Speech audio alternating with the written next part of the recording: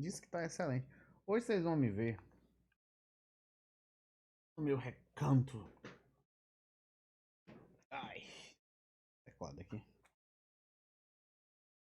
Vocês estão me ouvindo, pessoal aí do YouTube? Coloquem aí nos comentários se vocês estão me ouvindo direitinho.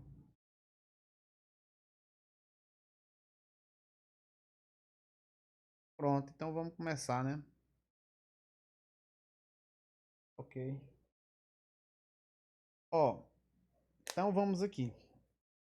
Eu vou falar um pouquinho hoje sobre receptor sensorial. Sensorial é ótimo. Receptores moleculares, né? Os receptores, essa aula, ela faz parte do módulo de farmacodinâmica e também do curso de fisiologia celular, né?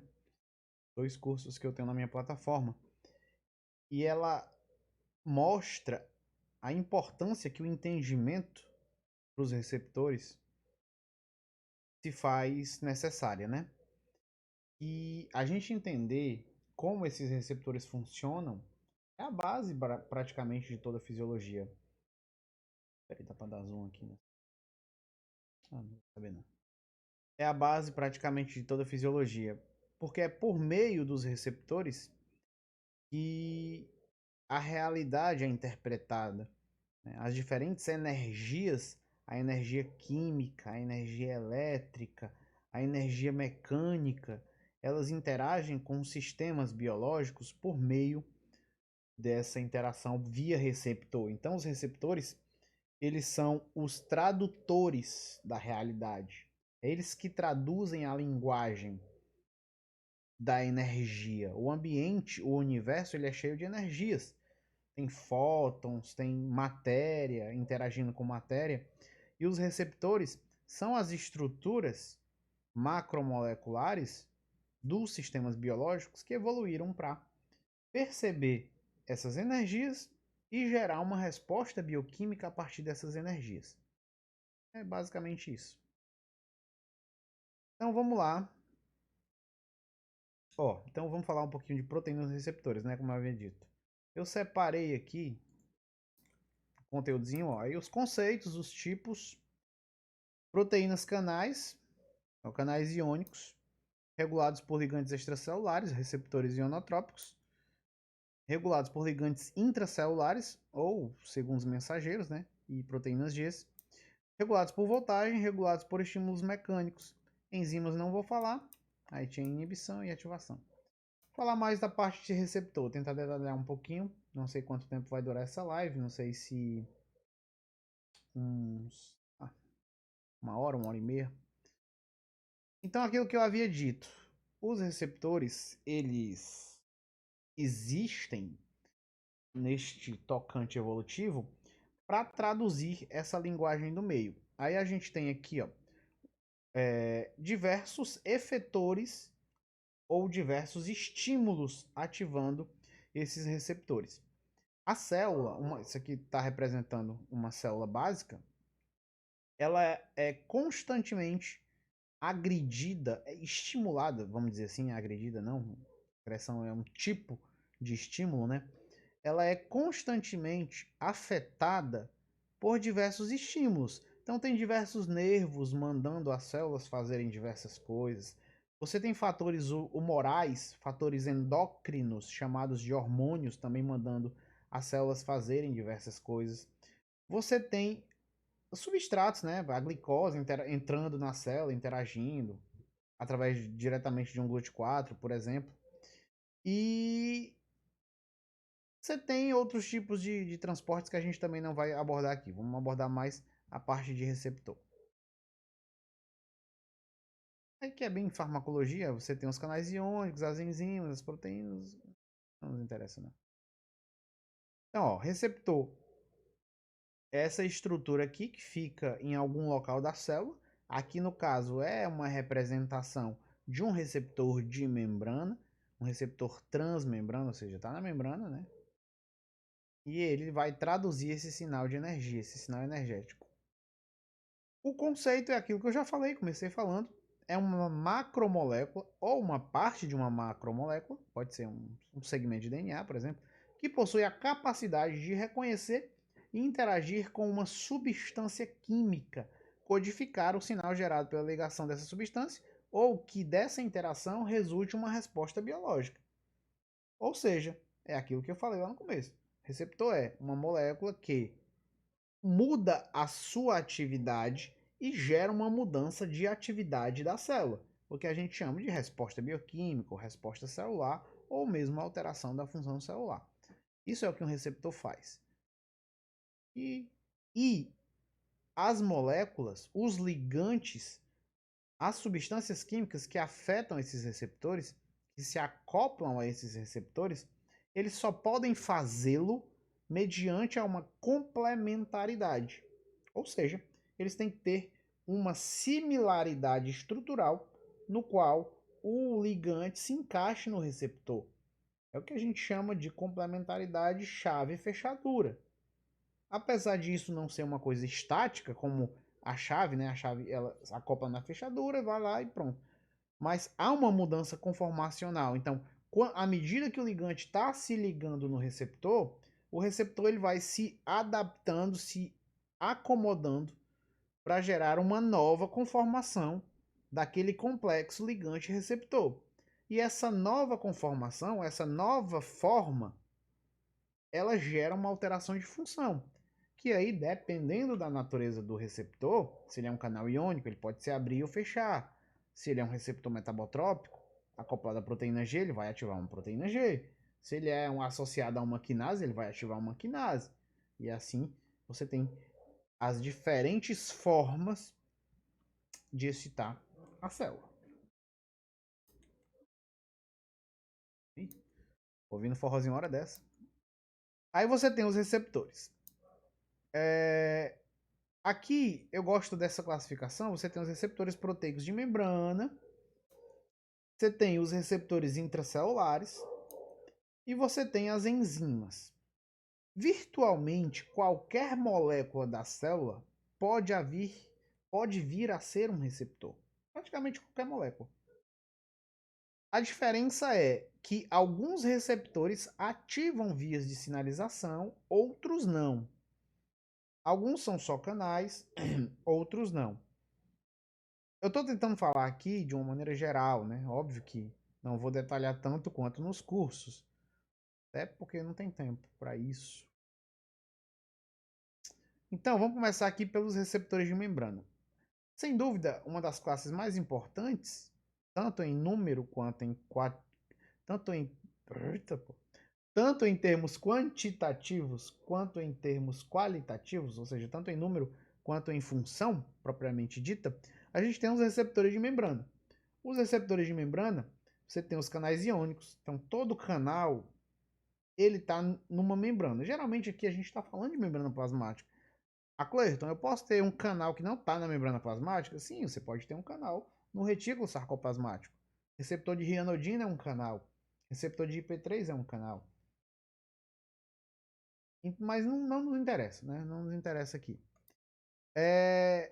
Você tem os transportadores, que não vou abordar aqui, mas todo transportador é um receptor em potencial.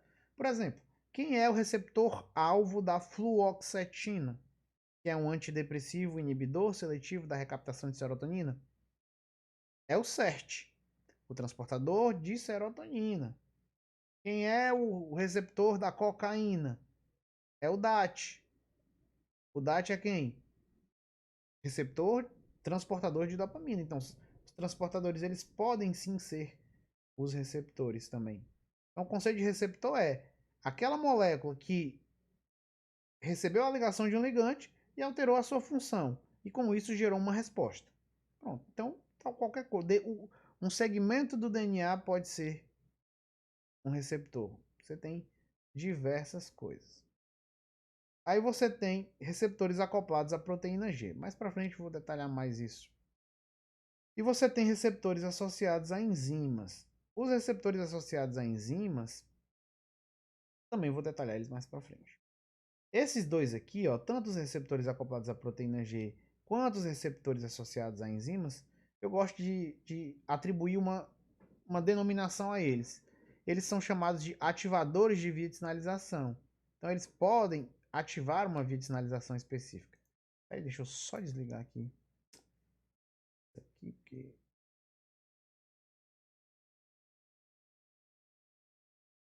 me incomodando.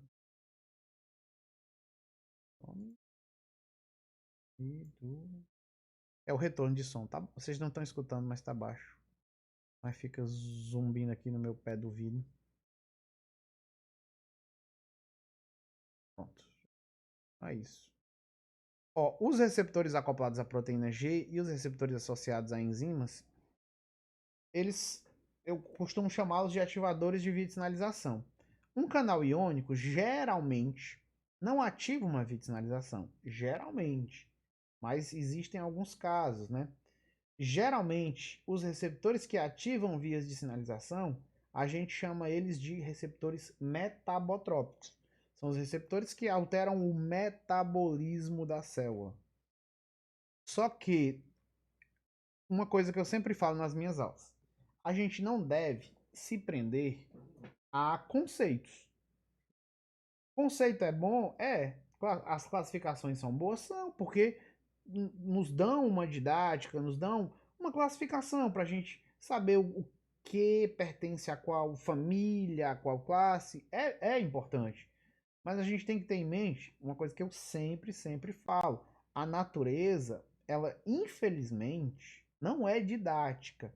Ela não é bonitinha, bem separadinha. As coisas se misturam demais. Claro que a gente tem padrões, e a função dos cientistas são justamente a gente reconhecer, classificar esses padrões.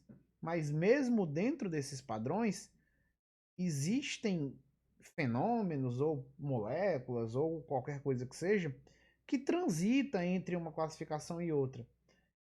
Quando você bitola, receptor é tudo, só é receptor se ativar a via de sinalização. Ou o receptor metabotrópico é tudo que ativa uma via de sinalização. Você não abarca toda a complexidade, entendeu? É aquela frase clichê: definir é limitar. É, mas definir é importante, a gente saber definir as coisas, a gente saber classificar as coisas. Mas a gente não deve ter essas definições como absolutas.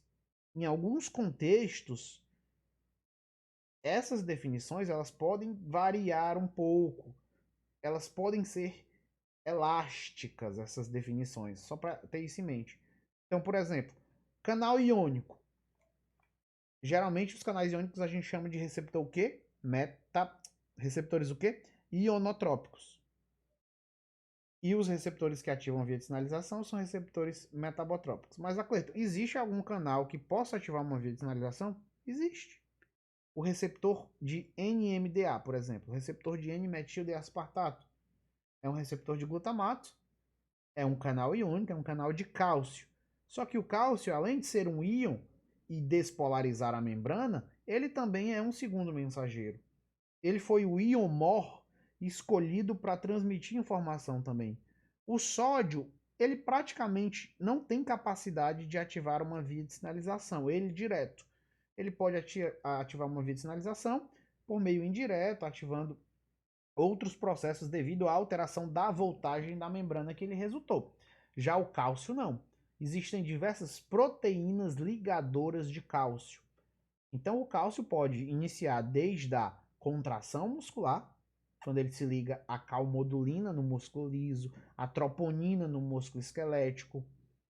O cálcio pode desencadear uma exocitose, uma neurotransmissão, a jogada do neurotransmissor, né? Quando ele se liga na sinaptotagmina, que é uma proteína que fica lá nos terminais axônicos dos neurônios. Então, o cálcio ele pode ativar a calcineurina, ele pode ativar os receptores de IP3, ele pode ativar várias proteínas ligadoras de cálcio.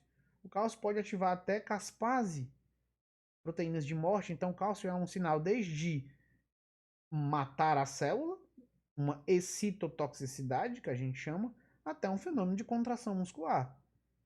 Um íon mesmo. Então, a gente não pode se bitolar nisso.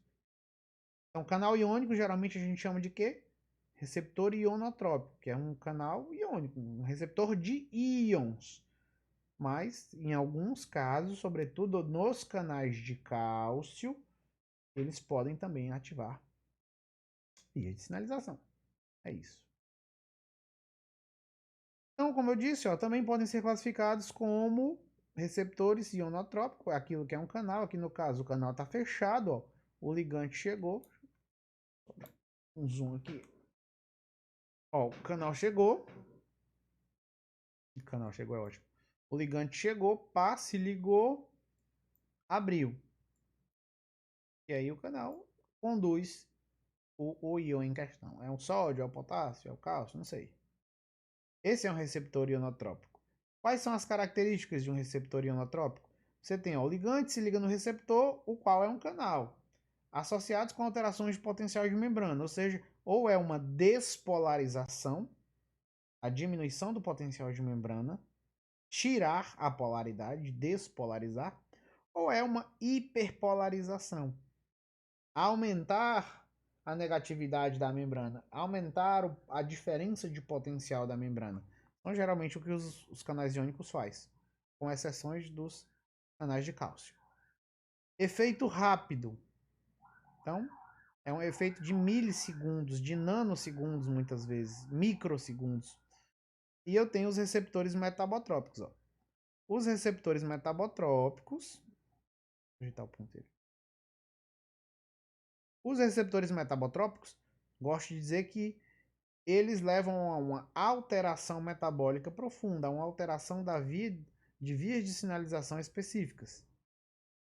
Frequentemente, ó, presença de segundos mensageiros. Então, geralmente, eles fazem essas alterações ativando vias de segundos mensageiros, produzindo outras moléculas bioquímicas que têm alguma relevância fisiológica, alguma relevância na função celular.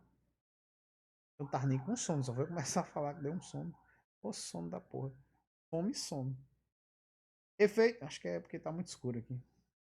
Deixa eu ligar a luz. E é um efeito mais demorado. Demoram mais, óbvio. Falar um pouquinho dos canais. Aqui tá bem detalhado, mas eu não vou perder muito tempo. Ó, os canais, eles surgiram na evolução. Olha nos comentários aqui. Os canais, eles evoluíram. Tô vendo.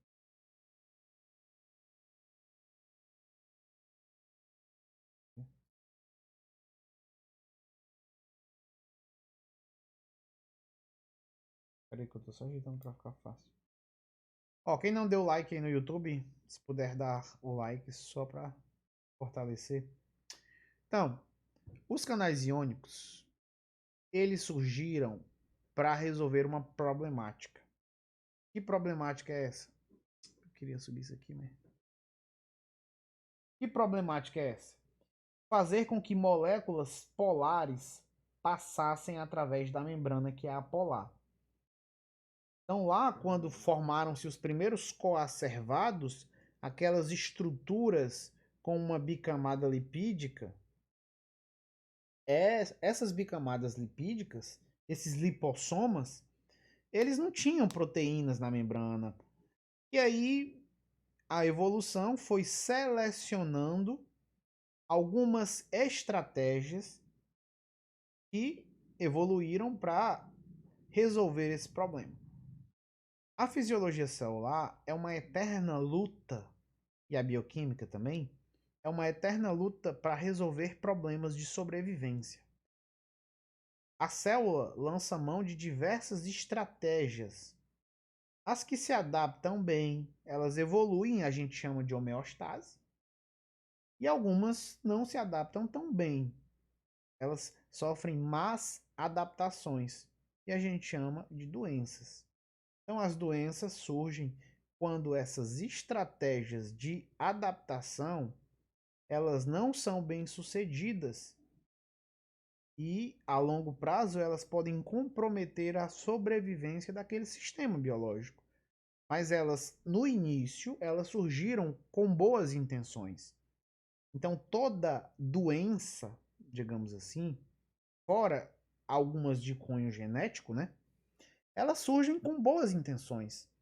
Elas surgem a partir de tentativas celulares de adaptação a um fenômeno, geralmente um fenômeno estressor, geralmente um fenômeno lesivo. E é por isso que eu sempre digo, você quer entender fisiologia, você quer entender qualquer coisa do corpo humano, você tem que estudar a célula. Não há atalhos, você tem que estudar a célula.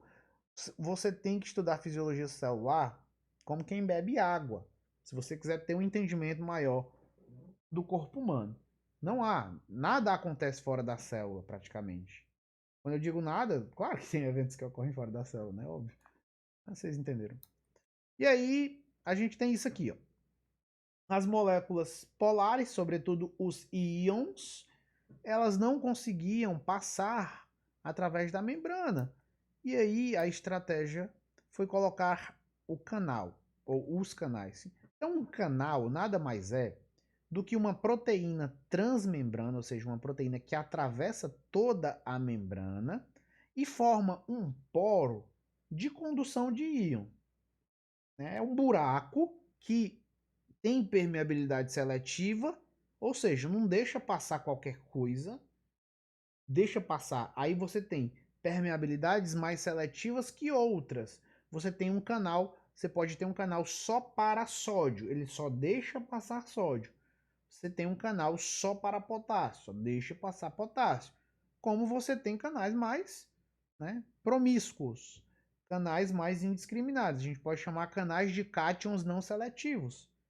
Por exemplo, o receptor nicotínico de acetilcolina é um canal iônico não seletivo, ele deixa passar tanto sódio quanto potássio.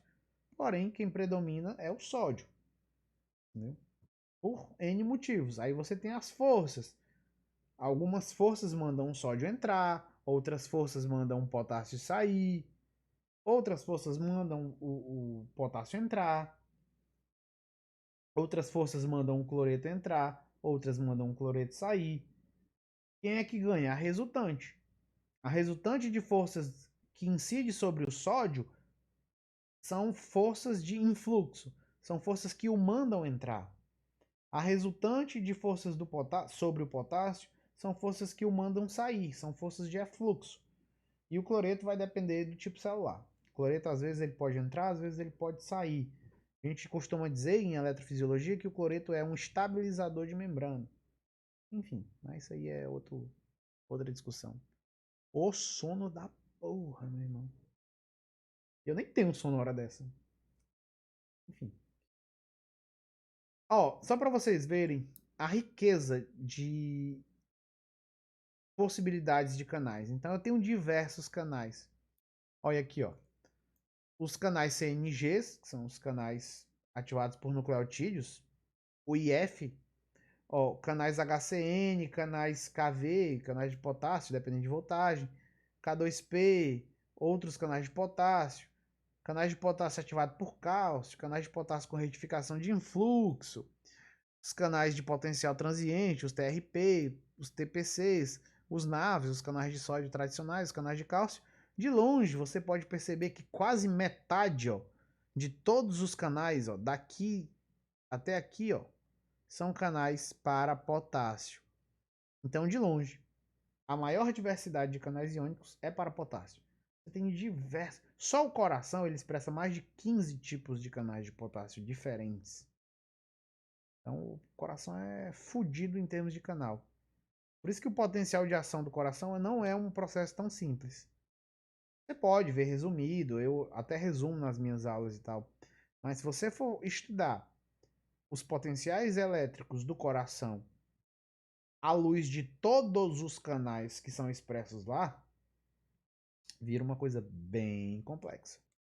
Mas bem complexa mesmo. Geralmente, quando a gente vai explicar potencial de ação no coração, a gente pega 5, 6, 7 canais ali mais importantes e fala sobre. A gente não fala. Tem canal de cloreto, tem canal de potássio aberto por acetilcolina, tem canal de potássio aberto por ATP, tem canal de potássio aberto por cálcio, tem os canais de potássio retificação de influxo, canal de potássio com retificação retardada, tem uma porrada de canal de potássio no coração. classificação é um arrombadinho para canal de potássio.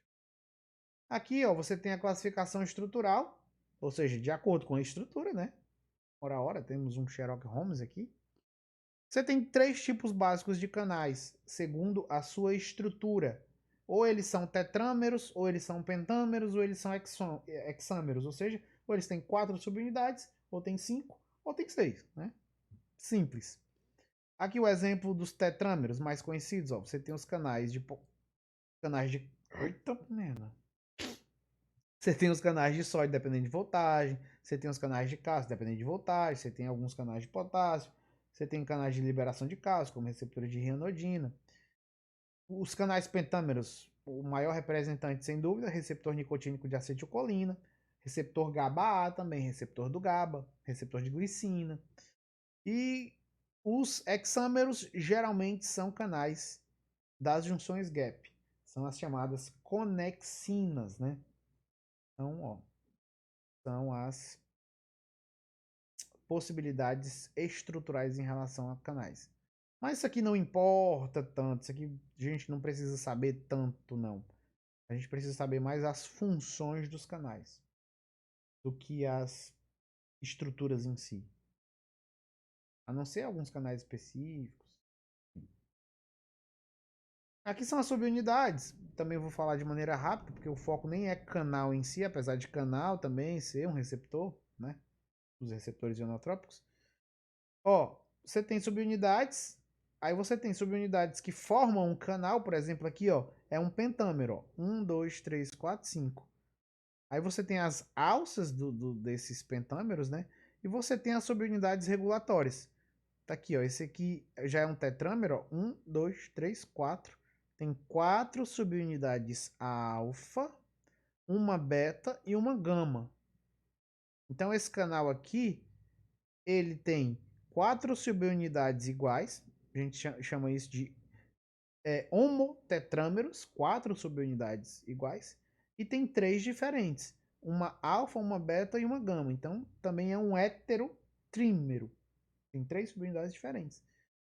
A beta e a gama são subunidades regulatórias, e a alfa é a subunidade, são as subunidades, que é mais de uma, formadoras do canal, dos canais, né, do poro do canal. Mas também é muito detalhe, eu estou só citando aqui, eu não vou perder tempo explicando isso. A estrutura básica de um canal, vocês estão vendo aqui? Aí o íon vem aqui, ó, isso aqui é uma molécula de água. Isso aqui tudo é o canal. O canal é isso aqui tudo. Você tem as estruturas alfa-hélices aqui, ó. E você tem um poro do canal. Notem que tem um poro, tem um vestíbulo aqui. E as moléculas passam. Aqui está mostrando, é uma representação de um canal de potássio aqui, ó. Aí está mostrando subunidade isolada, uma visão lateral. Isso aqui são aminoácidos, viu? Na estrutura primária, formando uma secundária. Um canal tetramérico, uma visão lateral. Isso aqui é só uma subunidade. Aqui já são várias subunidades. Ainda dá para perceber esse vestíbulo aqui, ó, o poro. E você tem uma visão de cima, ou seja, eu estou olhando do canal de cima. É mais ou menos isso. Ó. O íon aqui, no caso, que é um canal para potássio. Ó, a estrutura do canal tetramérico de potássio bacteriano. E vai. Ó. Duas. A letra A aqui. Ó. É a representação da visão lateral de apenas uma subunidade do canal de potássio. Cada subunidade contém 2 hélices alfa-transmembrana. Mas isso aí também é bem específico. Eu explico melhor lá no curso, quem tiver interesse.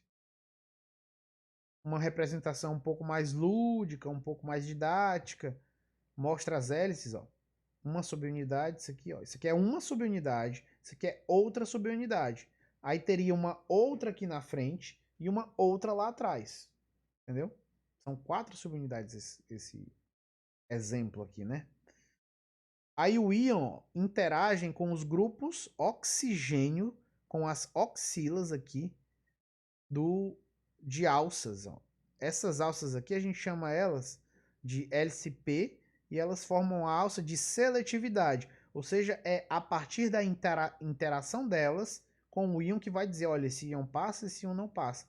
E todo íon tem um raio atômico, tem um tamanho. O potássio tem um tamanho, o sódio tem um tamanho, o cálcio tem um tamanho. E dependendo do tamanho desse íon, ele sofre uma interação eletrostática com essas oxilas aí, com esses oxigênios. E a partir dessa interação, ele pode seguir caminho. De maneira didática, é o seguinte. O íon ele só vai passar através do canal se ele tiver mais estabilidade do que ele tem no meio solvatado.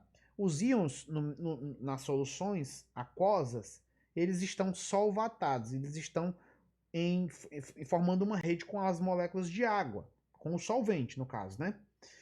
E eles têm uma estabilidade. O potássio está lá solvatado, está de boa. O sódio está de boa. Eles têm uma estabilidade, eles têm uma energia. E eles só irão para um estado de menor energia, né? Segundo as leis da termodinâmica. E aí, para eles passarem através do canal, o canal tem que doar uma estabilidade, tem que fazer com que eles se sintam mais estáveis interagindo com o oxigênio do que com a água. A água tem o quê? Oxigênio e hidrogênio. Então a água já dá uma estabilidade de interação eletrostática. E aí, quando esses íons estão passando pelos poros, eles sofrem um processo de dessolvatação. Ou seja, eles são desidratados, eles perdem o solvente, no caso a água. Dessolvatar é tirar o solvente. Qual é o principal solvente aqui no caso? É a água, então é desidratar. É um termo para dessolvatação, né? Nem todo solvente é aquoso, só lembrando. Você pode ter um solvente alcoólico, um éter, um éster, enfim. No caso aqui é água, né? Peróxido de dihidrogênio. Aí você tem o filtro de seletividade, aquela estrutura que eu falei, ó. O filtro de seletividade é formado aqui pelas moléculas de oxigênio. Olha o formato. O potássio interage com 4 oxigênios. Então forma um tetraedro ali, ó, de estabilidade, no caso. Aí aqui, isso aqui também já é muito detalhe, nem sei se vale a pena falar isso aqui. Ó, enfim, aqui é só para mostrar, você tem um canal de potássio, aqui está mostrando, ó. Olha como é o potássio no canal para potássio. Ele adquire uma estabilidade. Esses oxigênios aqui são os oxigênios daquelas alças de seletividade, da alça ali, ó. Olha, o potássio ele interage de maneira perfeita com os 4 oxigênios, então ele tem uma interação perfeita. Ó, potássio na água, potássio no poro. Note que o poro mimetiza a estabilidade da água. Na água, o potássio interagia com 4 moléculas de água. Em solução, né, o potássio interagia com 4 moléculas de água. No poro, ele interage com 4 moléculas de oxigênio. Então, ele tem que adquirir a mesma estabilidade ou uma estabilidade maior para ele poder passar para o poro. Espero que esteja dando para entender. E olha o sódio. O sódio em água se liga a 4 também, tá aqui. Olha o sódio no poro. Falta 2 interações aqui, ó. Então o sódio ele não tem uma estabilidade no canal para potássio. É por isso que em canal para potássio não passa sódio, porque ele não adquire uma conformação estável para poder passar. Então ele vai preferir ficar onde? Na água. Ele vai preferir ficar solvatado, hidratado. Você tem que fornecer uma energia para ele desidratar. E os canais para potássio não conseguem fazer isso com sódio. Aí aqui é bem específico, ó, os átomos de oxigênio da carbonila, ó, é glicina, tirosina e glicina. São a tríade de aminoácidos que formam os segmentos P para canais de potássio e voltagem independente. Mas é muito detalhe. Não sei nem por que eu estou falando isso. Que faz espantar as pessoas. Mas, ó, isso aqui é uma aula aprofundada de canal iônico, se você for abordar esses aspectos. Né? Eu não vou abordar, eu só estou citando. Ó, aqui, ó, outra coisa. Potássio em água, potássio no poro. É aquela mesma figura, só que de uma maneira um pouco mais detalhada. Ó. Sódio em água, sódio no poro. Ó, tá vendo? Então o sódio vai tender a ficar na água. tudo também no nosso corpo é questão de energia, é questão de troca de energia. Toda reação química que acontece no nosso corpo, ela só acontece se ela tiver uma razão energética. Entendeu? Aí, às vezes ela é espontânea e não precisa de uma doação de energia tão grande. Às vezes ela não é espontânea e precisa de uma enzima lá catalisando a reação. De qualquer maneira, a energia é paga. Ela pode ser paga através da quebra do ATP, ela pode ser paga através de uma interação com outro substrato. Enfim, nada é de graça. Não, se não existe almoço grátis na nossa sociedade, também não existe interações gratuitas assim na nossa fisiologia. Para alguma coisa interagir com outra coisa, ela teve que ser previamente energizada por outra coisa, que foi por outra coisa.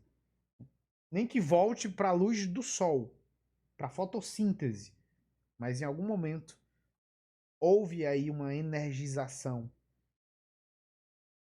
E aqui é muito específico isso aqui, não. Ó, tendência para dissolvatar e interagir com o poro do canal. Tendência para permanecer solvatado. Vai depender de quê? Da constituição. Potássio em solução, potássio no poro do canal. Então o potássio ele tem uma estabilidade muito maior, mas não, esse aqui também. Muito detalhe. Olha, aqui é só para mostrar a dinâmica de fechamento e abertura desse canal de potássio. Também é uma visão de cima. Aí você tem aqui, ó, as 4 hélices P, que são as hélices internas, né, do poro de seletividade. Elas estão fechadas. Aí elas sofrem uma reorganização conformacional e o poro abre. Ó. O poro abriu. Sim. Quando o ligante se liga. Ou a voltagem. Que também é uma representação. Ó, esse aqui é o canal de potássio. Ó, 2 subunidades aqui, 2 aqui. Ó o íon de potássio. Aqui ele, ó, passando. Ó. Algumas moléculas de água e o íon passando. O potássio é esse verdinho aí, ó.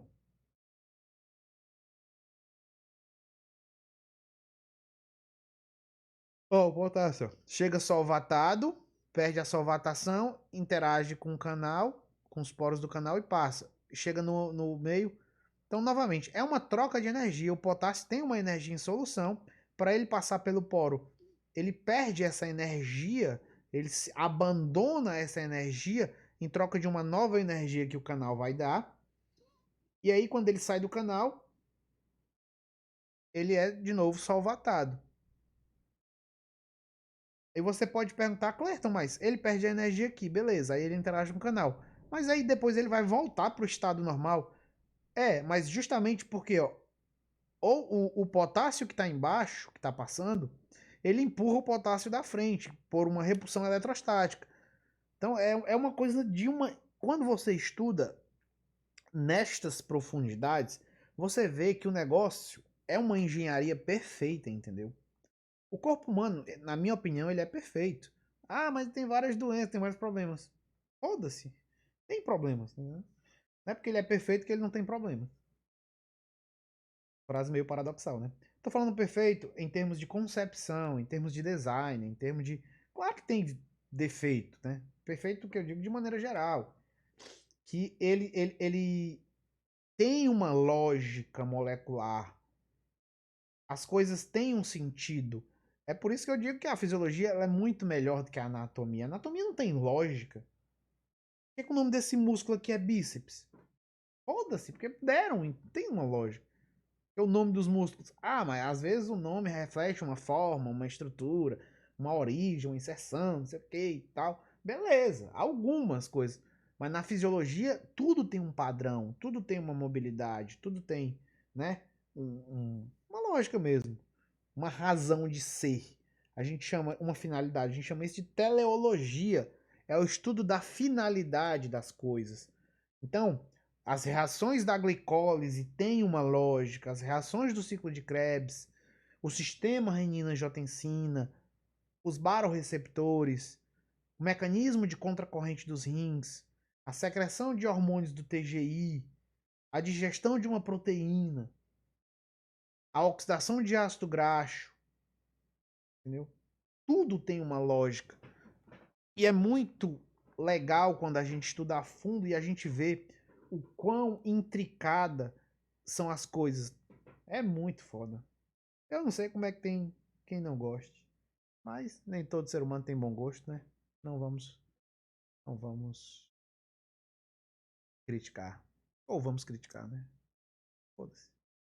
Regulados por ligantes extracelulares.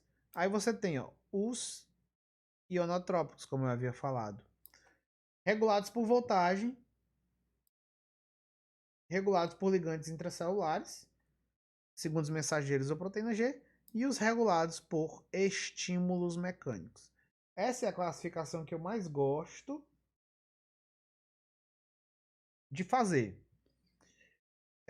Poucos livros trazem essa separação aqui, ó, de ligantes extracelulares com ligantes intracelulares. É só para mostrar que o ligante às vezes pode vir de dentro da célula. Ligante é ligante, papai. Se ele vem de fora, aí beleza. Aí ele pode ser um agente parácrino, até autócrino, ou endócrino, um hormônio, ou neurócrino, um neurotransmissor. Agora, quando ele vem de dentro, a gente chama essa sinalização de intrácrina. É a célula que produz um metabólito ou uma substância química qualquer que atua, sei lá, num receptor de membrana da célula. Por exemplo, o mecanismo de secreção da insulina usa uma resposta, usa uma sinalização intrácrina. A glicose entra, ó, sem destruir o cenário. A glicose chega, entra dentro da célula beta, ela vai ser oxidada na glicose. Aí beleza, pá, piruvato. Piruvato entra na mitocôndria, é oxidado novamente a acetil-CoA pela piruvato desidrogenase. A acetil-CoA vai rodar lá no ciclo de Krebs, vai se juntar com oxalacetato, formar citrato e bum, oxidou novamente. Vai produzir o que no final das contas? ATP. Então, quanto mais glicose entra, mais ATP produz. Aí o ATP é que é o agente sinalizador intrácrino. Esse ATP que foi produzido porque a célula beta comeu glicose, queimou, oxidou glicose na glicólise e no ciclo de Krebs, esse ATP chega na subunidade dos canais de potássio. Esse canal de potássio é o quê? É um canal de potássio sensível ao ATP. Ele é esse tipo aqui, ó, regulado por ligante intracelular. Tem vários exemplos aí de canais regulados por ligantes intracelulares. Esse ligante intracelular, ele pode ser, como eu falei, um ATP, ele pode ser o AMP cíclico, ele pode ser uma subunidade de uma proteína G. Então, a subunidade beta-gama da proteína G ativa também um canal de potássio, sensível à acetilcolina, por exemplo. É assim que a acetilcolina causa bradicardia no coração. Por exemplo, abre canais de potássio, fecha canais de cálcio. E aí a célula cardíaca ela é hiperpolarizada. E aí você tem esse processo. E os canais regulados por estímulos mecânicos, né? Mas tudo eu vou abordar de maneira mais detalhada. Pegar minha janta, começar a jantar aqui falando pra vocês. Já tô com quanto tempo de live? Querendo acabar já, né? 33 minutos de live, é? 37 minutos de live. O tempo passa muito rápido. Aí aqui, ó, fica um pouquinho melhor. Você tem os canais voltagem dependentes. O que é um canal voltagem dependente? É um canal que ele responde a alterações elétricas. O campo elétrico através da membrana mudou. Ou seja, eu despolarizei ou eu hiperpolarizei. A maioria dos canais eles são sensíveis à despolarização. Mas tem canal aberto pela hiperpolarização? Tem. Canal IF do coração. É da família lá dos HCNs. Canal sensível ou operado por hiperpolarização. E também são canais abertos por nucleotídeos cíclicos. Então, a classificação dos canais ela é um pouco confusa, inclusive. Aí você tem, ó, os canais voltagem independentes, é isso. O canal tá fechado, bonitinho, ó.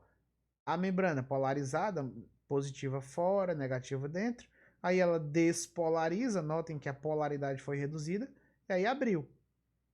Eu tenho canais que são ligante dependentes. Aí quando ele é por um ligante extracelular ativado, a gente tem essa dinâmica. Ó. O ligante extracelular chega, puf, abriu o canal.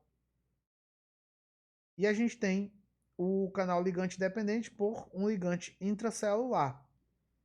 Ó, o metabólito, a substância vem, pá, se liga e o canal também se abre.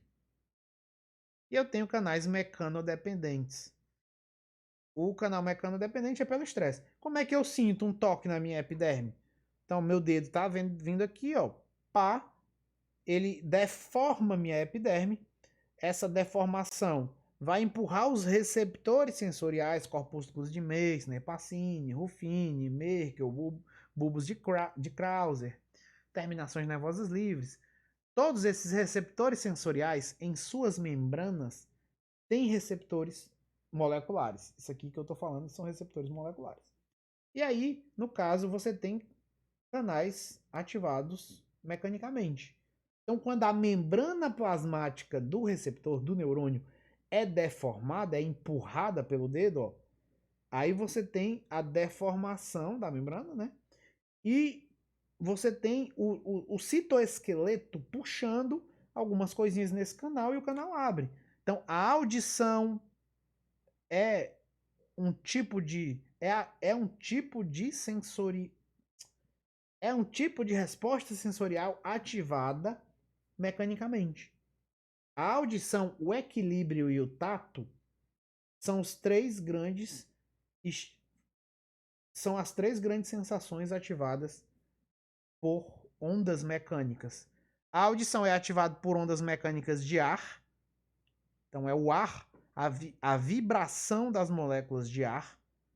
Então quando eu estou falando aqui, ó, o ar está vibrando, está ressoando essas moléculas de ar, de nitrogênio, de oxigênio, de gás carbônico. E isso vai batendo até chegar, no caso, você tem o microfone tem um receptor também, o ouvido humano também tem. E aí o ouvido humano, no caso o tímpano, as ondas batem nessa membrana esticada, que é o tímpano, informam através dos ossículos e geram o movimento de ondas. Só que agora é uma onda de água, né, de solução aquosa, chamada de endolinfa. Essa endolinfa vai mexer membranas, a membrana basilar. Aí na membrana basilar você tem os audioreceptores do nervo coclear, né? Vestíbulo coclear. E aí, enfim, vai gerar audição. Mas tudo começou com alterações sensoriais. As células ciliadas internas são os receptores sensoriais do nervo coclear. E aí a gente escuta. O equilíbrio é muito parecido também. Então, quando eu faço assim com a minha cabeça, eu ativo os órgãos sensoriais do equilíbrio. As máculas do sacro e do utrículo e os canais semicirculares. Isso aí já é neurofisiologia, né? Não tem porquê.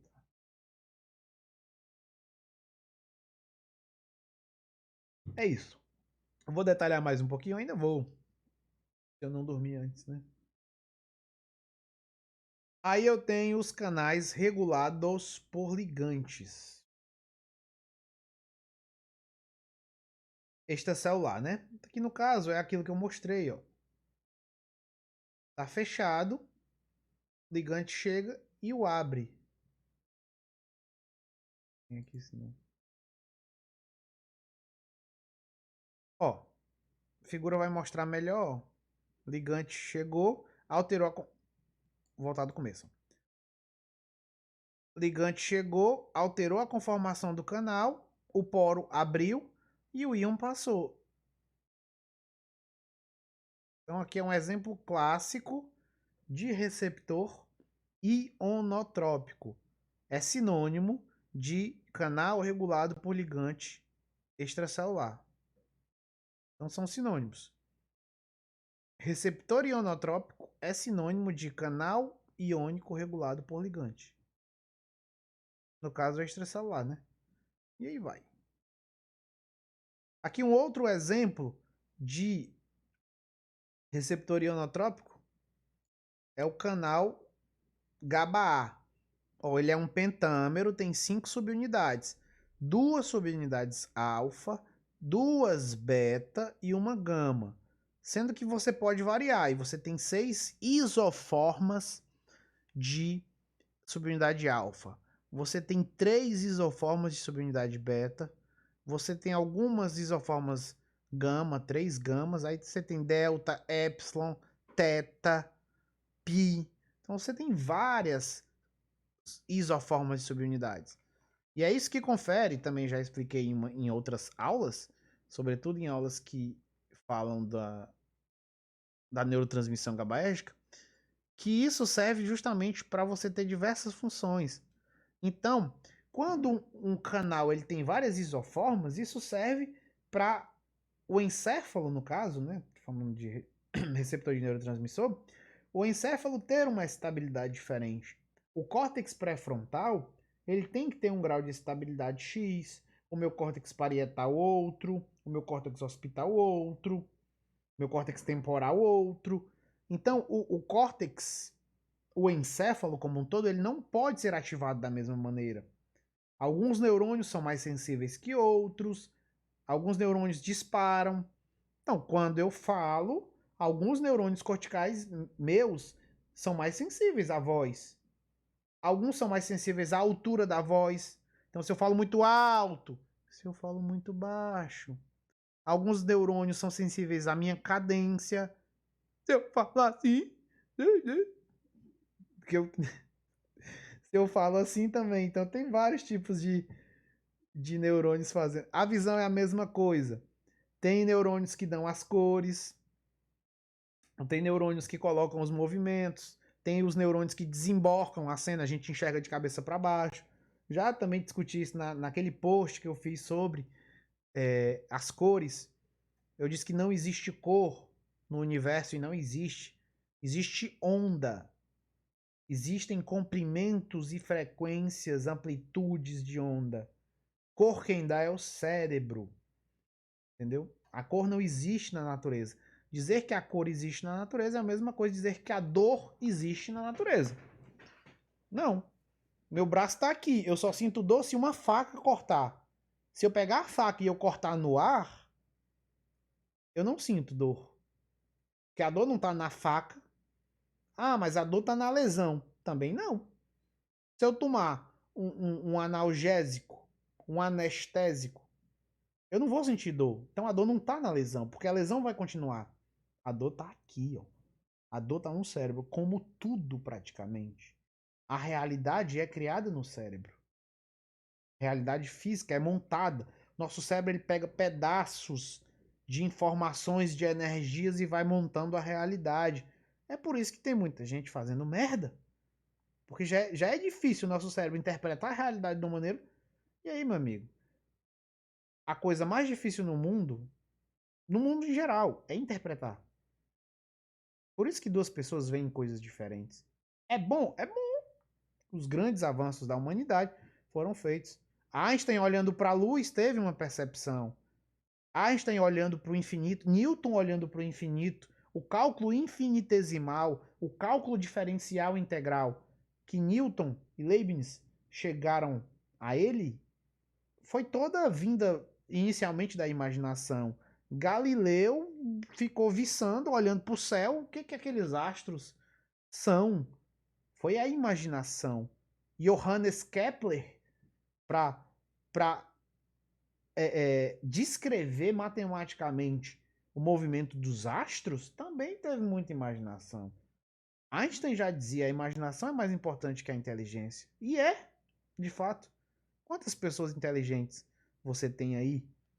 Inteligência não garante nem que você vai ganhar dinheiro. Entendeu? Imaginação, criatividade faz você ganhar dinheiro muito mais do que inteligência, por exemplo, né? Então, inteligência. O slide, receptor gabaérgico. Eu termino falando de inteligência, de Kepler.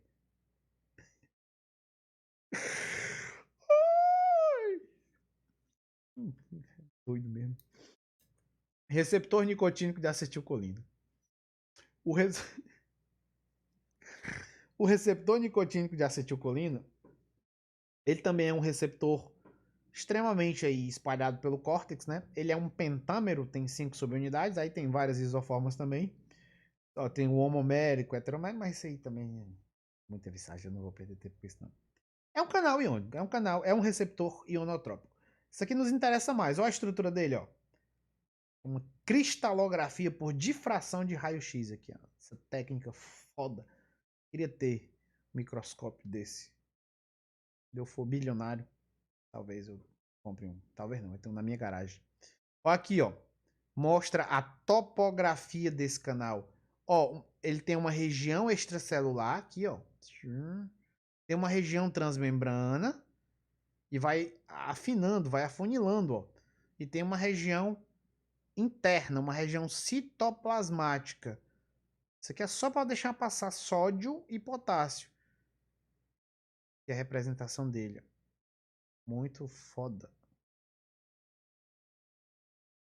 Aqui é o modelo, ó. Só que aqui é o modelo do AMPA. Receptor glutamatérgico AMPA, que é um canal de sódio, ó. Fechado, aberto. Fechado, aberto. Fechado, aberto. Aí. As alfas hélices aqui, ó, da hélice P, do segmento P, que ditam a seletividade, são o que regulam o fechamento e a abertura do canal.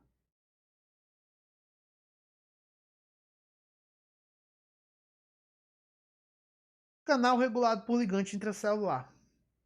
Aí tem, ó, fechado, aberto. Eu já falei, né?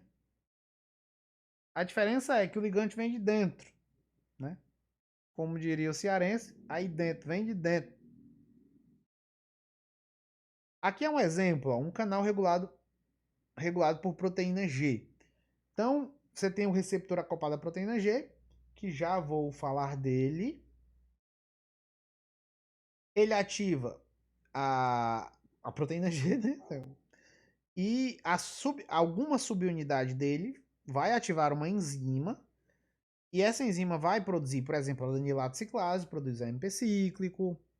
A fosfolipase C produz o IP3 e assim vai. Aqui no caso, sei lá, um AMP cíclico. O AMP cíclico vem, ó, e abre um canal, por exemplo.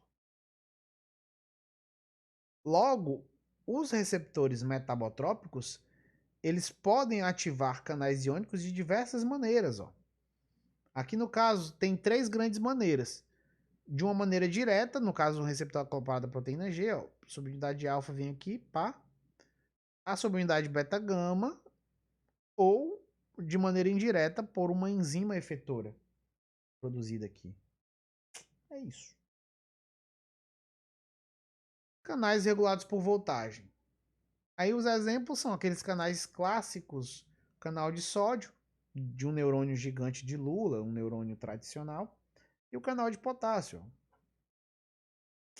Lembrando que não é correto você falar canal de potássio ou canal de sódio. O canal ele não é feito de sódio, né? Nem é feito de potássio. É canal para potássio, para sódio. Mas foda-se, eu vou ficar falando de sódio porque é menor de se falar. Aí você chamar aqui é muito detalhe. Você tem um sensor de voltagem, né? Óbvio, se é um canal, você tem que ter um sensor de voltagem. Canal de voltagem independente. Aqui só mostra. Vou falar aqui de maneira geral, só pra gente encerrar essa discussão de canal. Alguns aminoácidos, eles são aminoácidos básicos, ou seja, eles são aminoácidos que em pH fisiológico eles estão protanados, estão com carga positiva. Então aqui, ó, é uma alça chamada de alça ou domínio S4. Essa alça aqui, ela é constituída de aminoácidos básicos. Então tem uma valina, uma leucina, uma isoleucina, uma treonina. Esses aminoácidos estão com o grupo amina NH3+. E aí estão positivos, né? E aí, esses cátions dos aminoácidos, eles, óbvio, que eles vão de acordo com a polaridade da membrana. Se em cima tá positivo, eles sobem mais. Se embaixo tá negativo, eles descem mais. Então, eles sobem e descem de acordo com a polaridade da membrana. Se a membrana tá normal, tá hiperpolarizada, notem que eles ficam mais aqui, ó. Um pouquinho mais baixo, porque dentro é negativo, então eles são atraídos para o negativo, né? Positivo.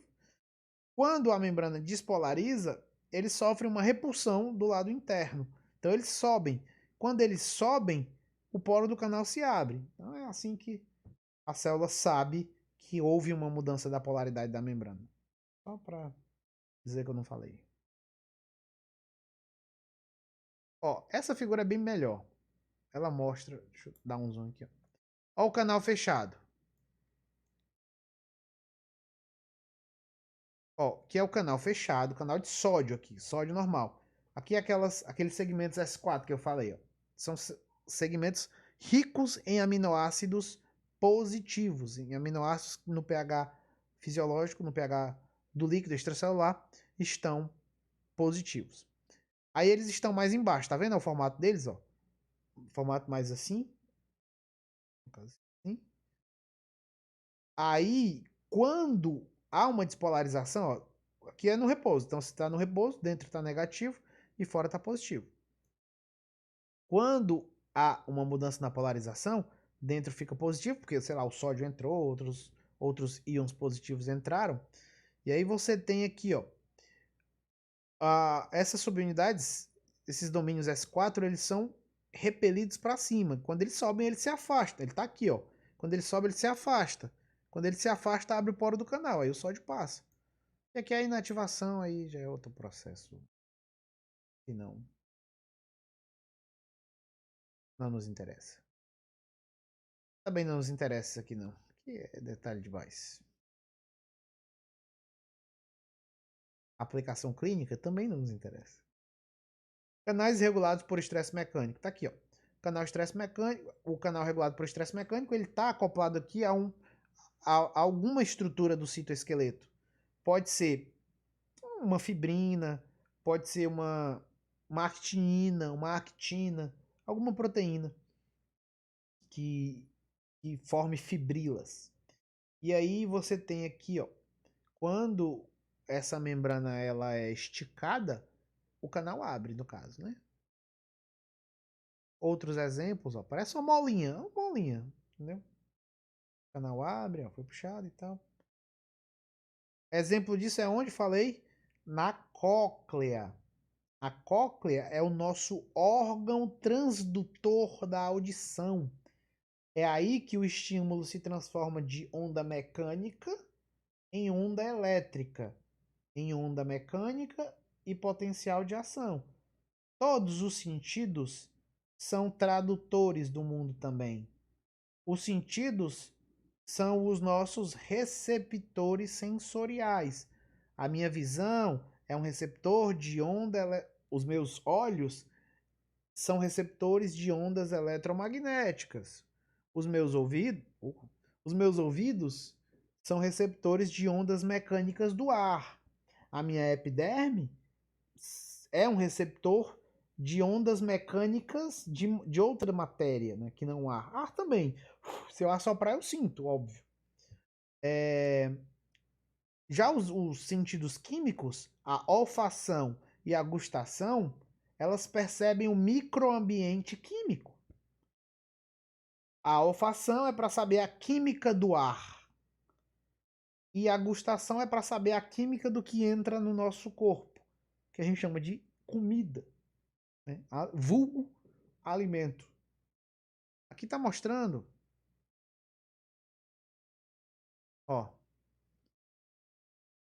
os receptores sensoriais, as células ciliadas internas, elas ficam no órgão de Corti aqui, ó, que fica dentro da cóclea. E aí, quando essa célula sofre essa oscilação assim, a célula ciliada, ó, Elas são conectadas por fios. E aí, quando esse fio é puxado, abre o canal. Aí, ó, o fiozinho aí vai mostrar. Puxou para um lado, o lado do estereocílio, o lado do cílio maior, abriu, despolarizou. Puxou para o outro lado. Então, é uma comunicação binária. Despolariza, hiperpolariza. Despolariza, hiperpolariza. É um código de frequência. Quando a gente escuta uma coisa e não tem frequência, a gente diz: o ser humano escuta sons de frequência de 20 Hz a 20 mil Hz. O que é uma frequência? É uma oscilação cíclica. Oscilação cíclica é meio, né, redundante, mas enfim. Então, o código é binário. A linguagem da natureza é binário. Joga neurotransmissor? Não joga. Secreta? Não secreta. Contrai? Relaxa. Sístole? Diástole. Expansão? Contração. Despolarização? Hiperpolarização. A linguagem da natureza é binária. É matricial. As matrizes lá de Laplace, por exemplo, 0 e 1. O código de computador é binário. O código biológico é binário. Coincidência? Eu acho que não. Aí, expliquem essa, ateus, que vocês não acreditam em Deus. Difícil estudar fisiologia e não acreditar em Deus. Profundamente. Como diria quem? Esse é o nome dele. Pascal. Blaise Pascal. Um conhecimento superficial lhe afasta de Deus. Momento crente. E um conhecimento profundo lhe aproxima de Deus. Ah, mas eu não acredito em Deus. Vida que segue, meu amigo. Que Deus lhe abençoe. É isso. Em relação a canais, era isso. Enzimas? Não vou falar. Ah, mas eu queria saber, Clerton. Compre meu curso. Lá eu falo. Vou falar dos outros receptores. Peraí.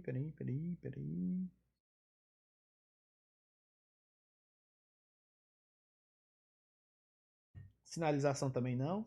Já falei em outros. Inclusive na live antes dessa foi justamente sobre sinalização. Olha que delícia. Olha. Aí o receptor aí, ó. É um receptor associado a uma. É um receptor associado a uma quinase. Aí a via da MAP quinase, a proteína quinase ativada por mitógeno. Aí o GAF, um fator de troca de nucleotídeo cíclico.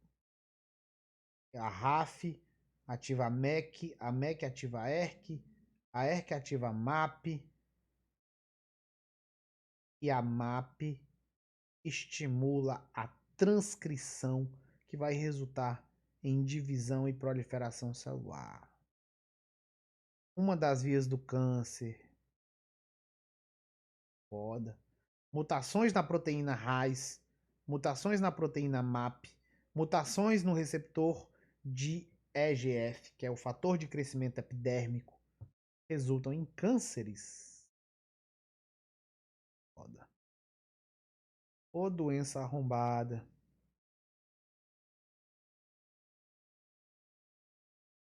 Não vou falar de sinalização, porque eu já falei em outro.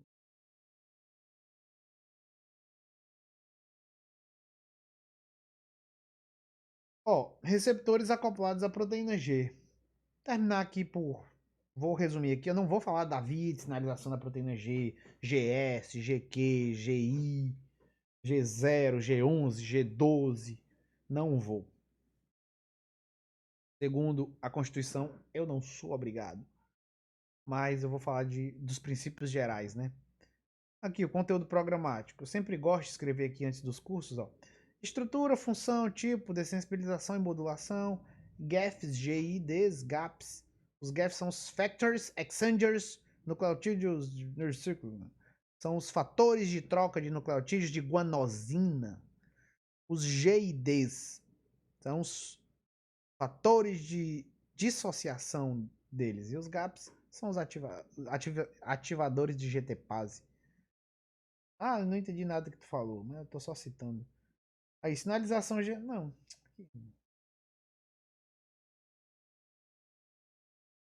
Aqui, ó, aqui é um receptor acoplado à proteína G, ó. Você tem diversas alças aqui. Os receptores acoplados à proteína G são chamados também de receptores 7-alfa droga, esqueci o nome.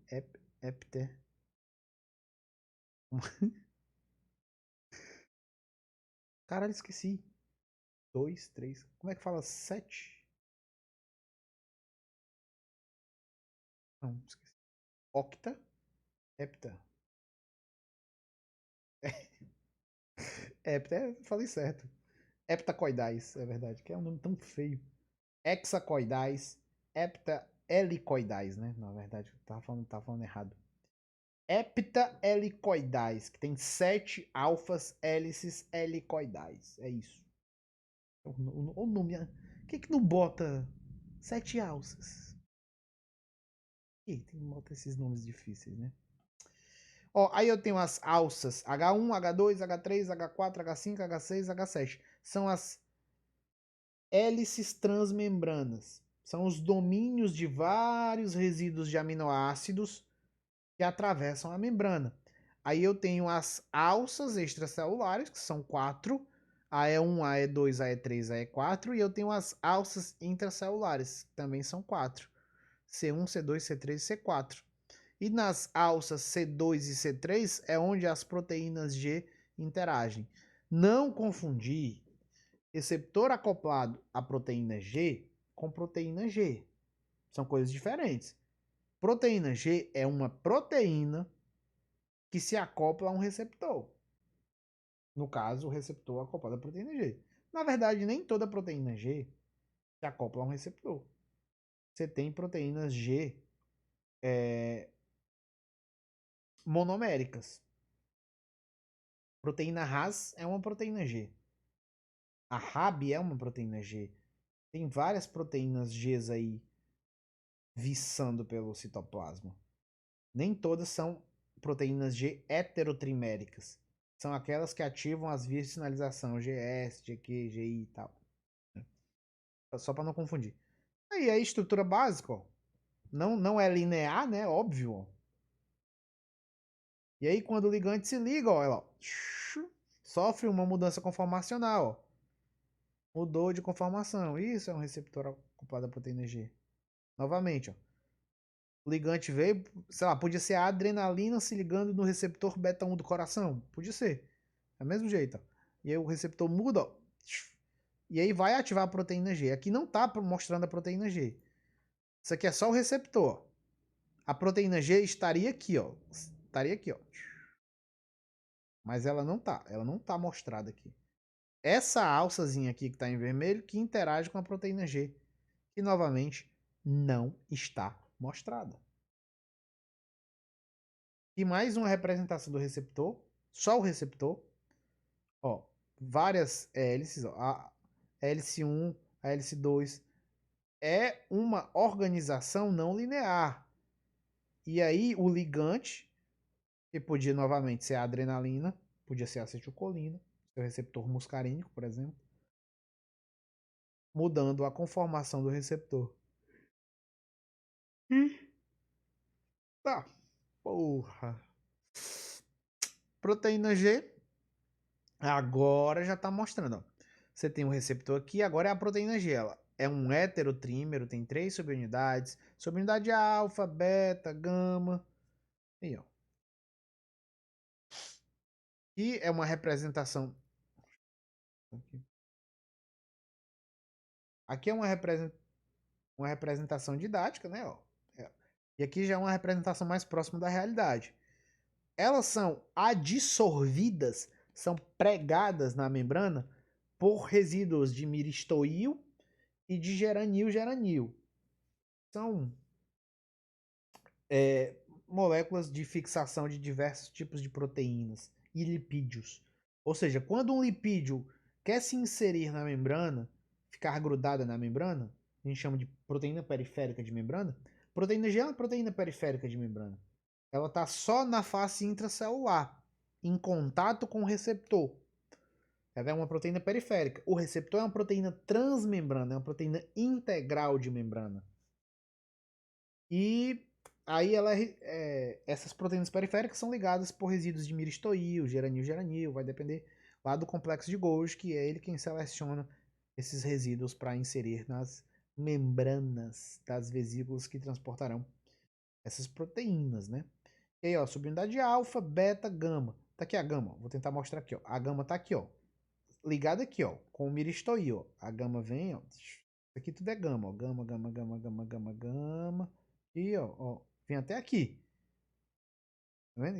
Isso tudo é a gama. A beta começa aqui, ó. Isso aqui tudo é beta, e vem. Deixa eu se liga aqui. Então, a gente pode ver que o complexo beta-gama ele tá junto. Ele tá junto. E a subunidade alfa, ela tá separada. Ela começa aqui, ó. E vem, série aqui. A gama é quem se liga na membrana. E o beta se liga no gama. Então é por isso que quando a proteína G se ativa, a subunidade alfa sai, se desprende, e a subunidade beta-gama fica junta como uma entidade. Por isso que os pesquisadores se referem a complexo beta-gama, né? Porque eles ficam juntos, adsorvidos.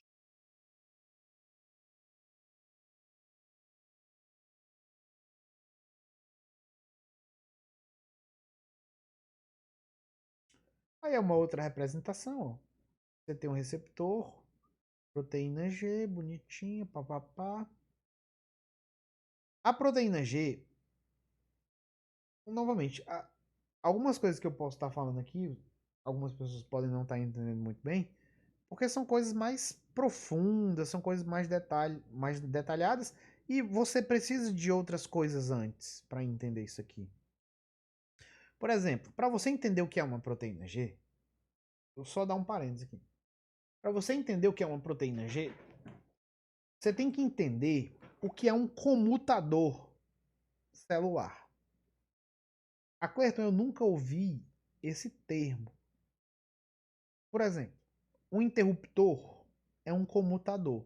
Comutador é uma estrutura que alterna entre dois estados. O interruptor de energia, ele liga e desliga a luz. Então você tem comutador de energia, você tem comutador de diversas coisas. Um controle remoto é um comutador. Você liga e desliga a TV. Também, novamente, um código binário. Hora a hora, né? Então, as proteínas G são proteínas comutadoras. São proteínas que sinalizam para a célula se há um ligante no receptor ou não. Então, quando não há ligante nos receptores, ou seja, quando os receptores não estão ativados, a proteína G está no estado inativo.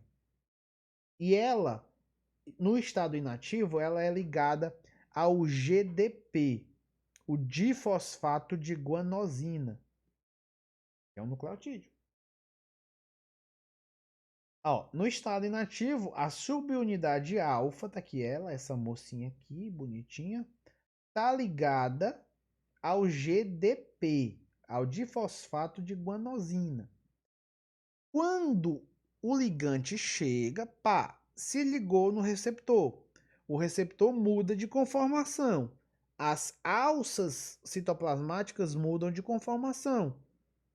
Quando a alça citoplasmática muda de conformação, a proteína G, percebe e também muda de conformação. Aí, quando a proteína G muda de conformação, o GDP sofre um processo de perda de afinidade com a subunidade alfa e ele é dissociado, ou seja, a subunidade alfa solta o GDP e passa a se ligar agora ao GTP. Então, é uma troca de nucleotídeo de guanosina. E é isso que dá nome a essa proteína.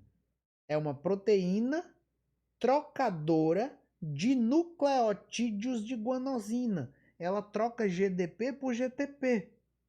Ou GTP por GDP. Né? Depende do ponto de vista. Então, quando ela está inativada, ela está ligada ao GDP. A gente chama isso de estado basal. A célula está em repouso, não excitada. Quando a célula recebe um estímulo, no caso um hormônio, então chegou a adrenalina, puf, se ligou no receptor beta-1 adrenérgico.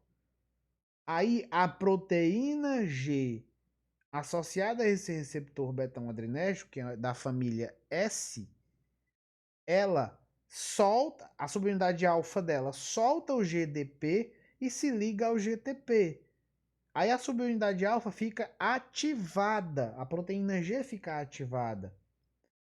E aí a subunidade alfa da proteína G, agora ativada, ligada ao GTP, ela vai ficar ouriçada e ficar se movimentando na membrana e ela vai acabar interagindo com o sítio de afinidade dela.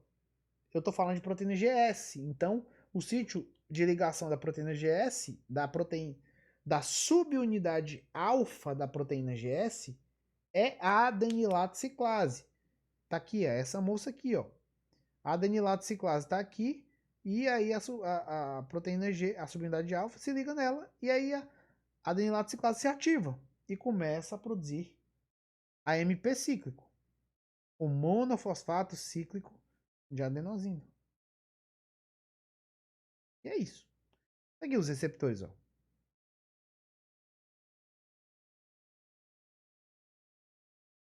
Proteína G monomérica, proteína G heterotrimérica. Alfa, beta e gama aí.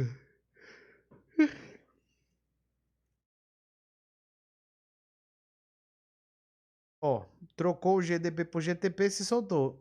Não sei se deu pra ver, foi muito rápido. Ó, vai se ligar. Soltou o GDP, ó. Soltou o GDP. Pegou o GTP, se desprendeu. É isso.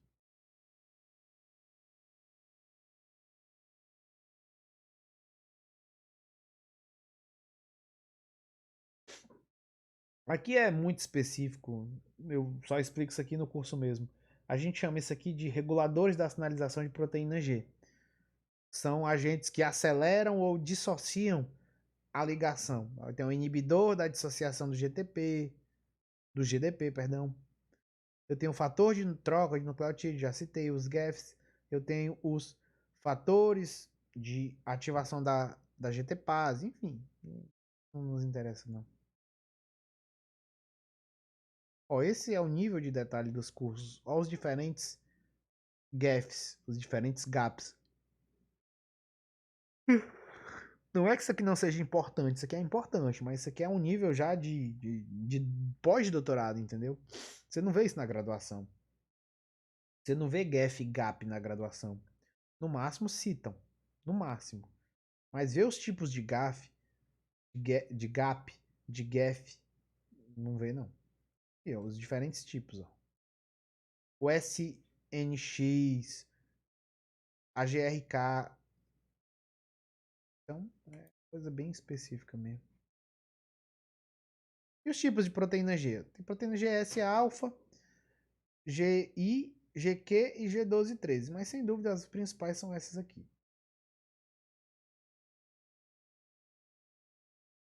Não. Aqui é só para a gente ver a complexidade das isoformas da proteína G.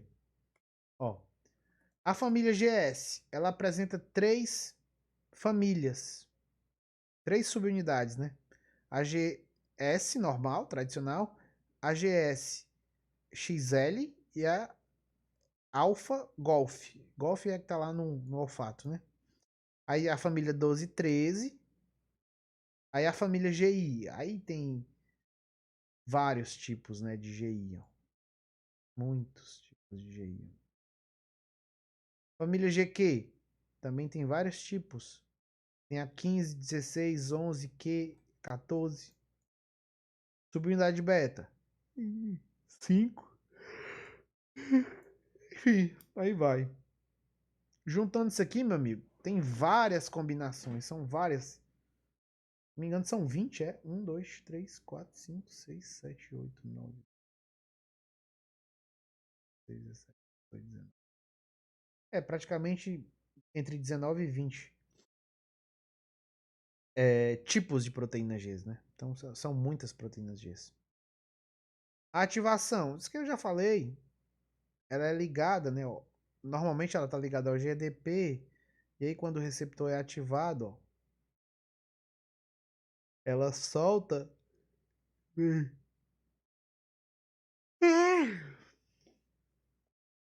Chega os olhos enchendo d'água agora.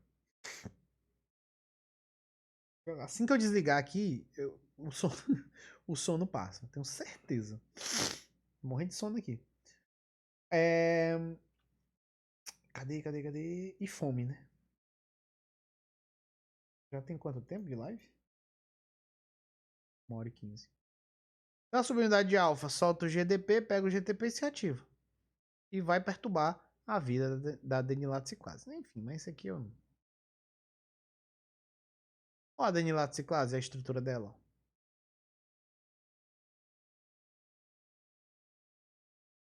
Mas não nos interessa.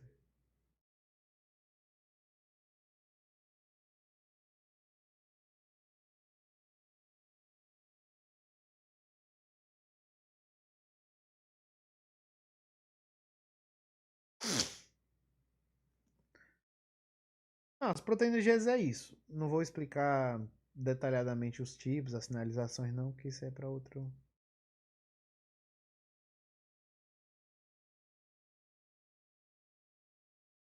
E para encerrar, vou falar aqui também rapidinho, uns 10 minutos disso aqui, ó.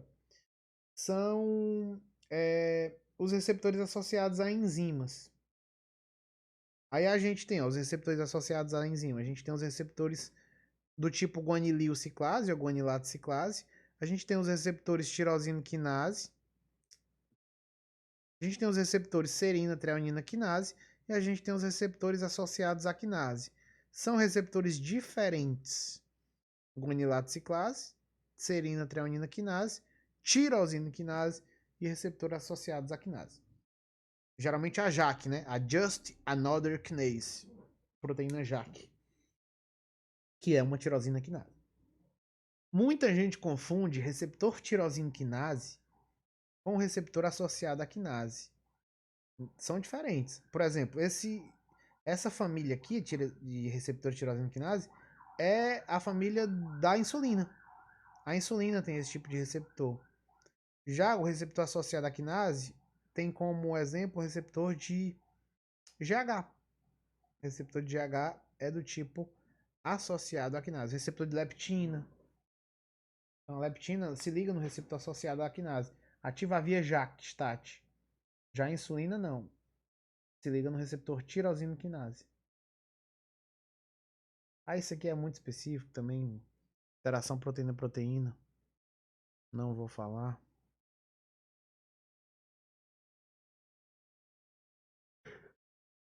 Não que não seja importante, novamente. Mas. Não, ó, os receptores tirosina quinase. A diferença aqui. São os que possuem atividade enzimática intrínseca, ou seja, a parte interna do receptor se ativa sozinha. Só basta o ligante se ligar e ela adquire uma capacidade de autotransfosforilação. Ela tanto se fosforila quanto fosforila o outro monômero, né? Ó, isso aqui é um dímero, ó. Monômero, monômero. Eles se juntam. Então você tem esse dímero aqui, é o receptor tirosina quinase. Autotransfosforilação, já falei. Essa fosforilação desencadeia a agregação de várias proteínas, a interação proteína-proteína que eu pulei. Os receptores associados à quinase ó, são os que não possuem atividade enzimática intrínseca, ou seja, o receptor em si não é tirosina quinase, não consegue fosforilar nem se fosforilar. Fosforilar ninguém nem se fosforilar. Ela precisa de uma outra quinase, que é justamente o nome da JAK. Just Another Kinase. Apenas uma outra quinase. Aí tem várias isoformas de JAK. Tem JAK 1, 2, 3. Depende. A JAK do músculo esquelético é diferente da JAK do tecido adiposo. A JAK do hipotálamo. Você tem tecidos específicos. Ó, são fosforilados pelas quinases associadas. Por exemplo, as JAKs. E aí vai.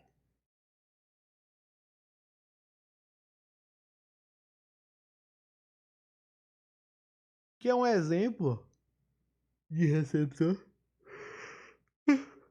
Receptor de tirosina quinase, receptor de insulina. Ó, a insulina se liga, receptor vai ser ativado, ó, bonitinho. Zum, zum, zum. Vai ativa. Enfim. Receptor associado à quinase. O exemplo, ó, receptor de eritropoetina, receptor de prolactina e o receptor de GH. O receptor de GH, ó. O GH se liga nele.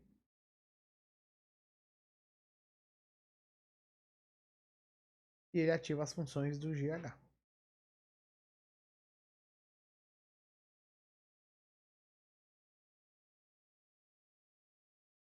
Não, não vou falar, não vou falar.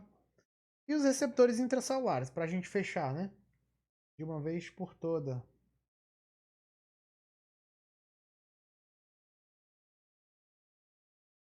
O Breno perguntou aqui.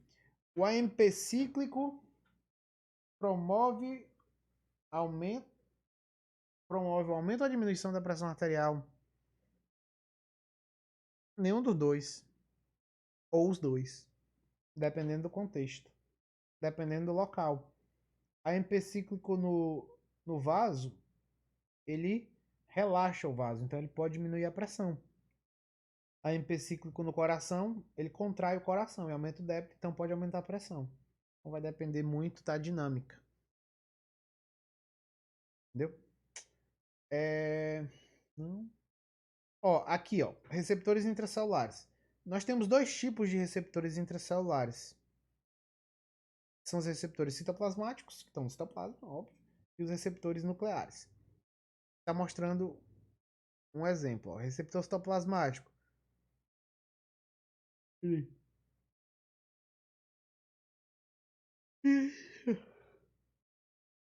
E o receptor nuclear. Microsoft devia ter mudado isso aqui, viu? Ó, receptores nucleares.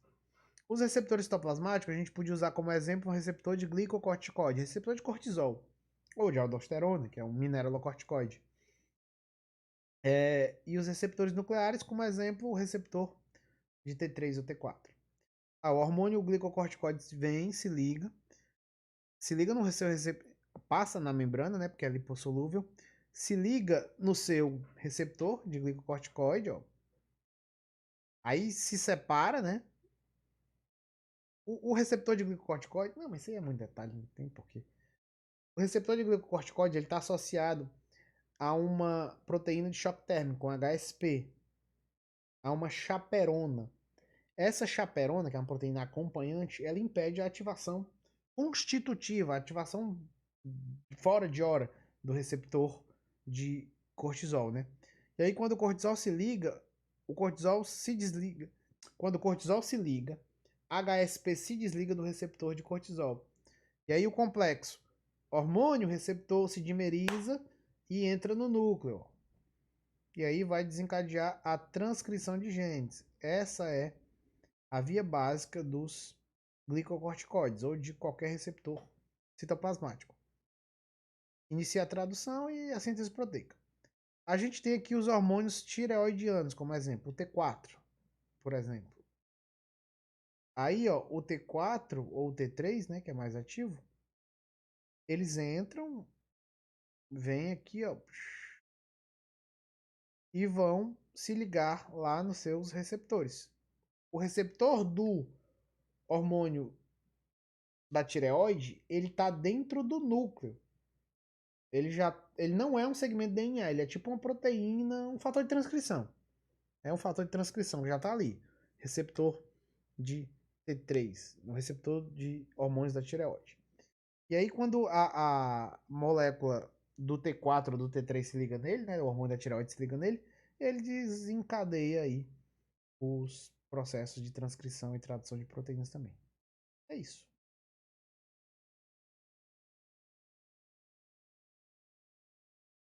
Então, pessoal, eu já estou dando tilt, eu não sei porquê, como eu falei. Eu nem tava com sono quando eu comecei esta live. Mas agora. Ixi, dei um chute aqui na câmera.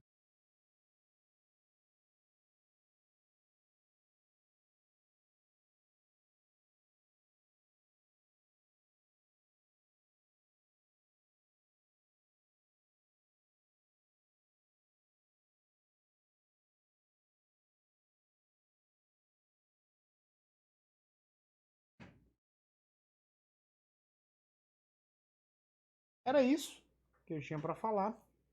Ainda tinha mais detalhes aqui, mas realmente eu nem jantei ainda também.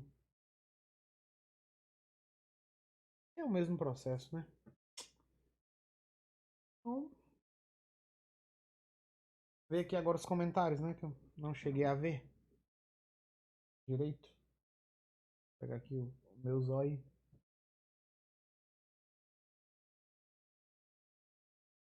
Vou olhar aqui desde o começo. É, esse tema. Ah, e esse tema dessa live simplesmente é Mago da Fisiologia. Mago da Fisiologia é ótimo.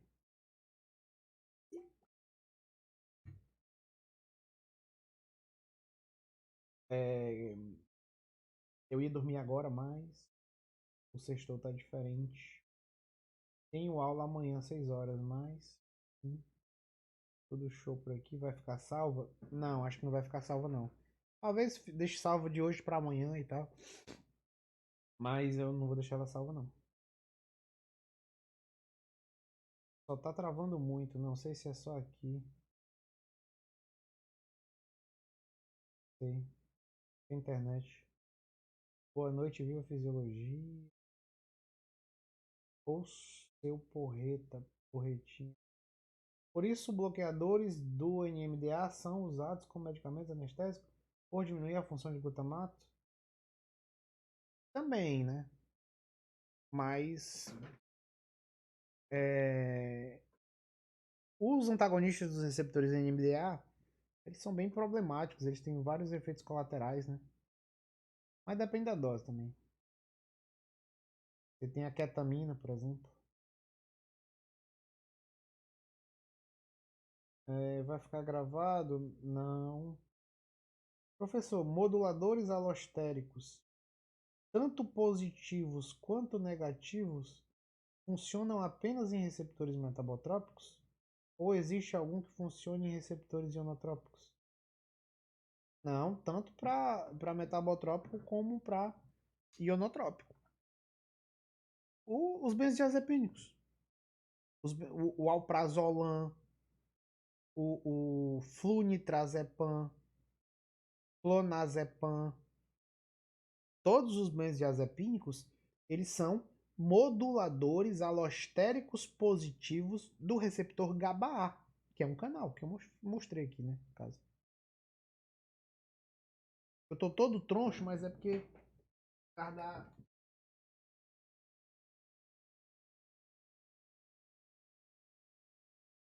da poltrona.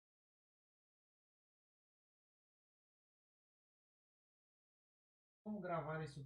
Vou comprar fundo conhecimento de Sofia.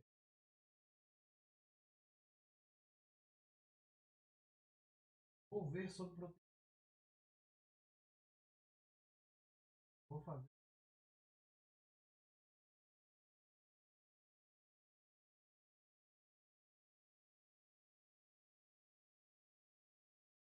Professor maravilhoso, obrigado.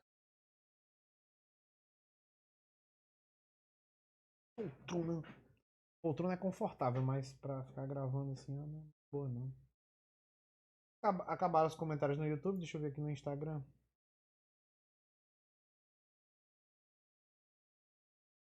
Só esperando a aulinha no YouTube. Gente, vai ser aula? Vai, foi, né? Exatamente o que eu preciso essa semana.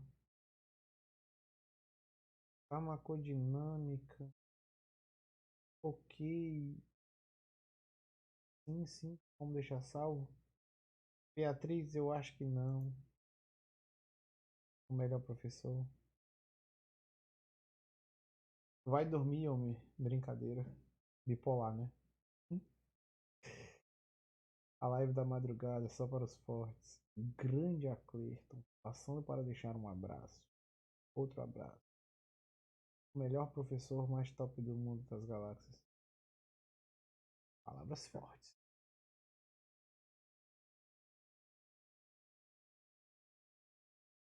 Minha próxima prova de fisiologia cardiovascular. Fisiologia é top. Oi? Aguento não. Eu queria tirar umas coisas do meu. Que questionamento, né? O que ela queria tirar? Ele tá tão filósofo hoje, filosofia e filosofia. Né? Heptaprof, exatamente. Heptaliquidais. Setores da Copa do Energia, top estava estudando. MP5 tem essa aula gravada. Tem a aula gravada na minha plataforma, né? Há quanto tempo já? Seu número no 1 hora e 45, é. Um celular, o seu número. Bora encerrar? Pera aí. Estreando aqui. O jogo só vai até aqui.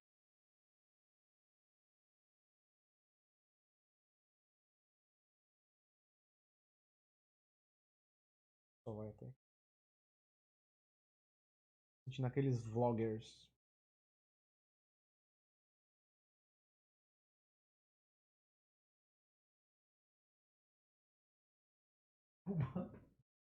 As coisas. É, era isso.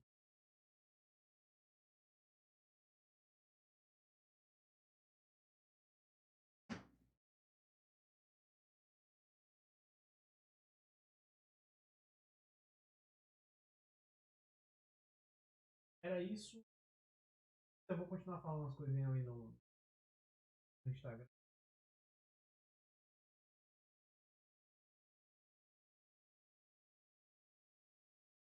Muita mais coisas pra. Porém,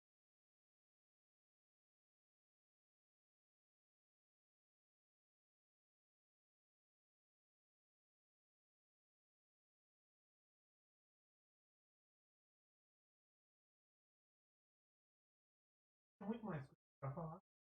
Porém,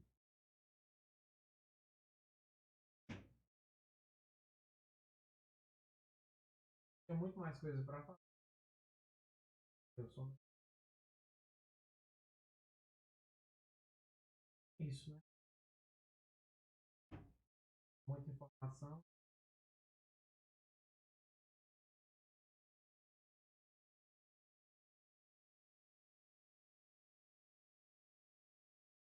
Live aqui agora no YouTube vai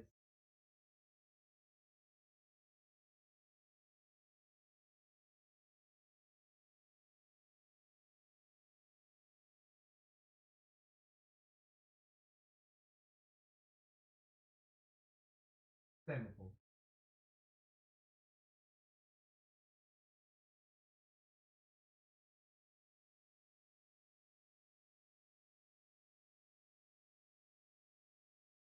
Eu vou ter.